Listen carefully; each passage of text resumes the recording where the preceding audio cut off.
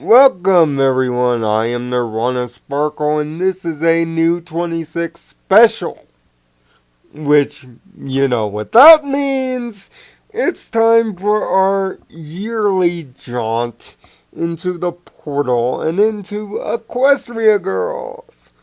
One of my first major pony reviews, if you guys remember all the way back 4 years ago. And geez, how far this series has come from an undervalued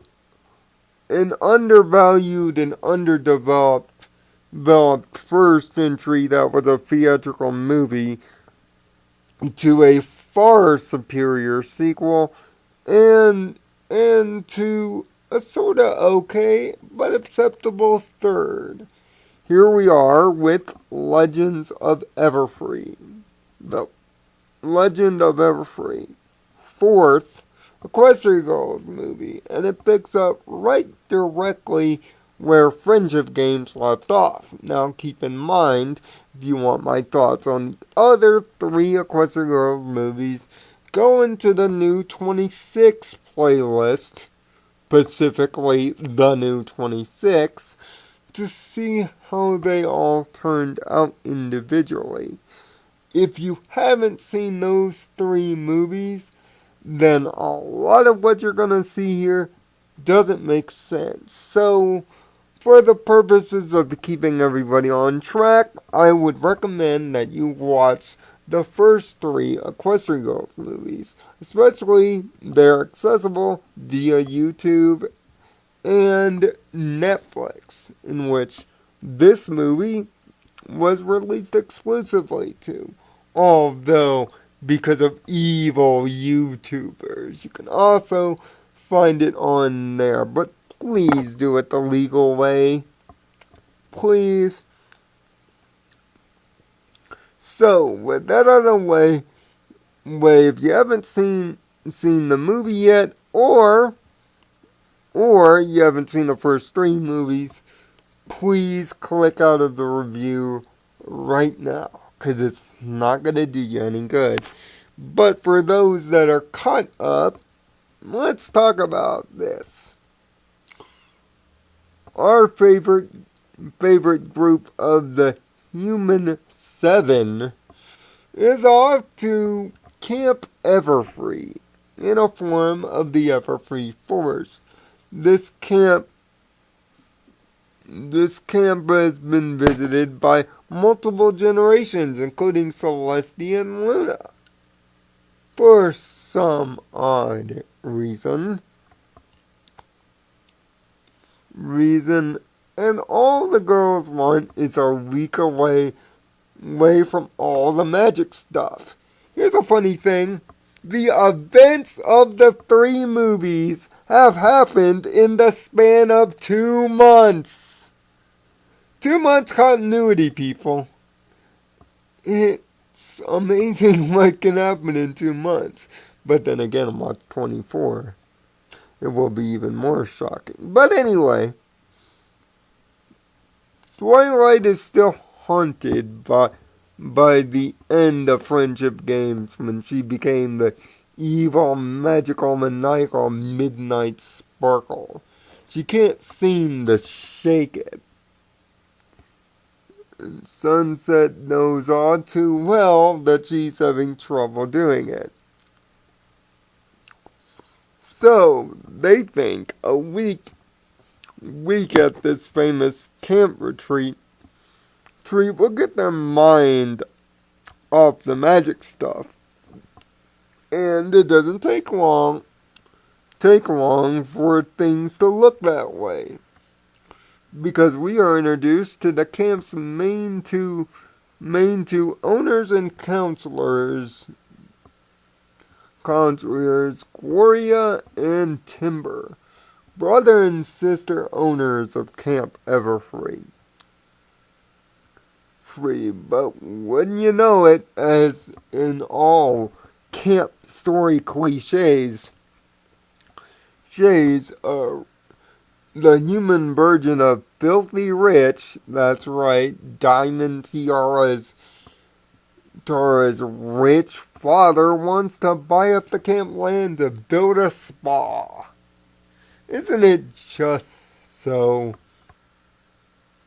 So while Gloria and Timber want to keep the camp open, but they don't tell this to the campers, seeing as it would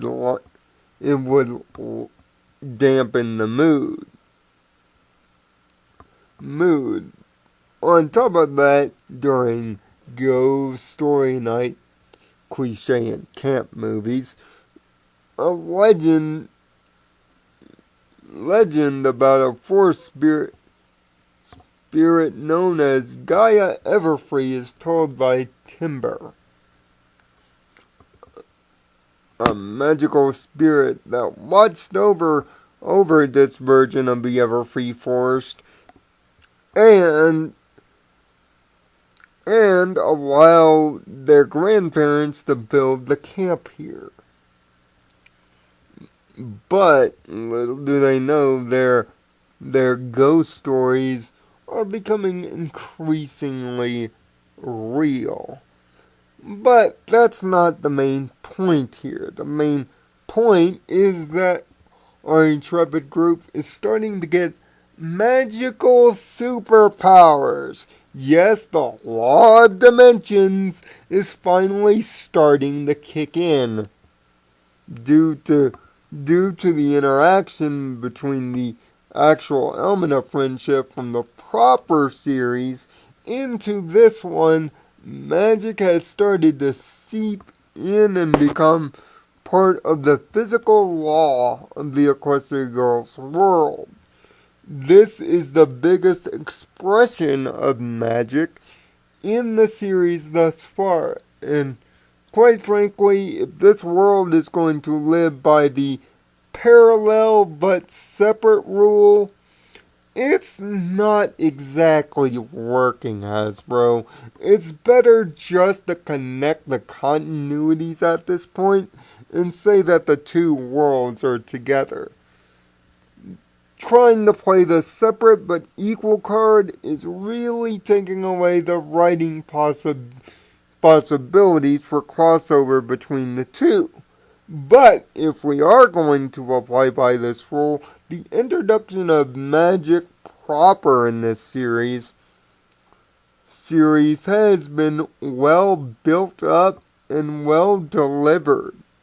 So, the introduction of these magical superpowers is a strange way, but it's practically earned, with each magical power getting plenty of time in the spotlight. Rarity building diamond domes for shielding. Pinkie Pie with, well, I can just call it what it is, pyrotechnics brewer fingers. Twilight with basic pony levitation. Applejack with super strength. Rainbow Dash with her signature speed. Fluttershy as well. Fluttershy. She talks to animals. What, you couldn't come up with anything different for Fluttershy to do? But I guess this works out, seeing that she loves animal shelters and whatnot from the previous movies in this world, and of course, the TV show. But then again, we won't make reference to the TV show here, won't we? Hint, hint, nudge, nudge, cough, cough. On top of that, love seems to be blossoming, kind of, sort of, between Timber and Twilight. Cue the first century scenes from the first Equestria Girls, because practically that's all the relationship between Timber and Twilight actually is in this movie. It's pretty much Equestria Girls 1 Redux, just without the proper Twilight in place. It doesn't change how awkward it is, and let alone the 7 times in a movie they just happen to run into each other. It's lazy writing, and I won't excuse it. It's just bad. And why bring back an old trope from 3 movies ago that failed you the first time this time? As far as Gloria and Timber go, they're well off characters, but it seems they can't get along very well due to the situation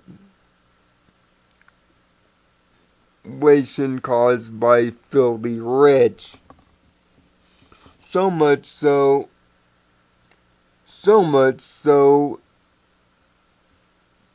that Gloria too uses magic to try to gain the camp back, becoming the actual evil villain in predictable fashion, but leave it up to our souped up seven with new transformations and what I can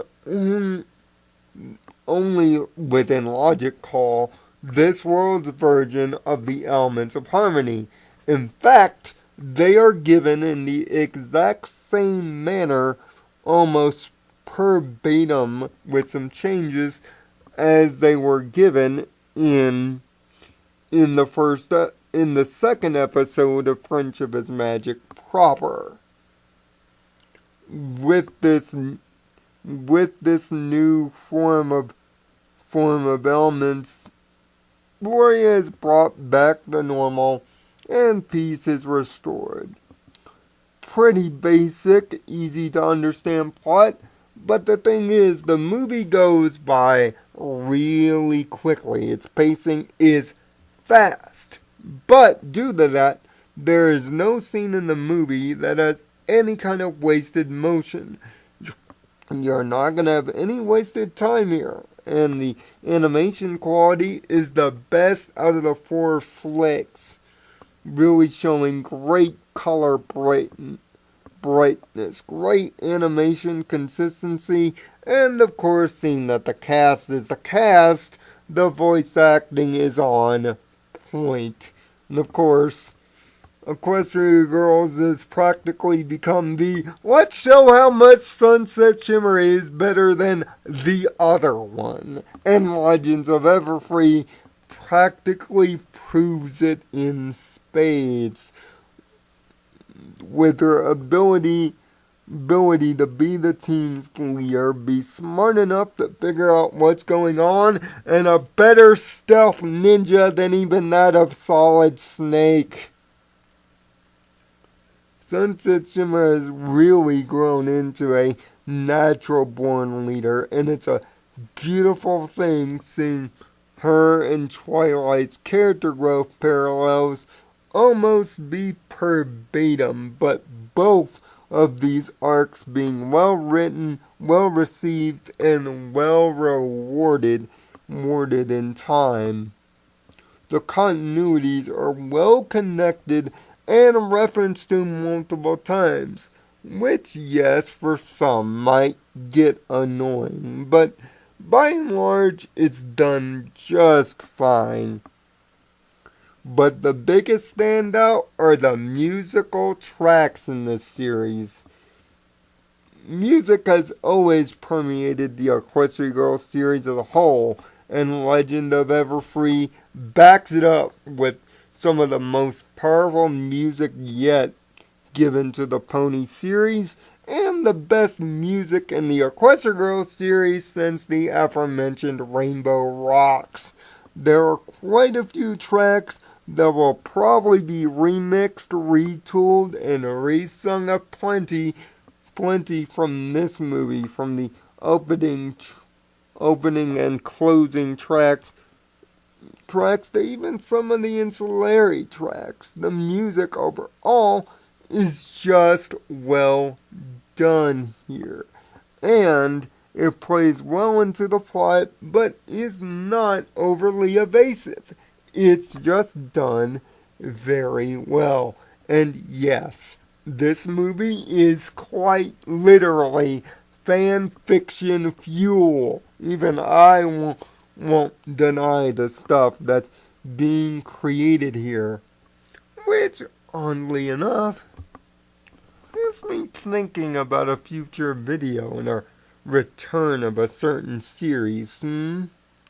Although this movie isn't perfect due to its reliance on old jokes and some of the characters being way too obvious and way too in their zones, i.e. rarity.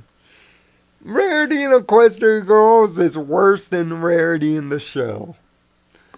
Just part and parcel. But everybody does an excellent job here.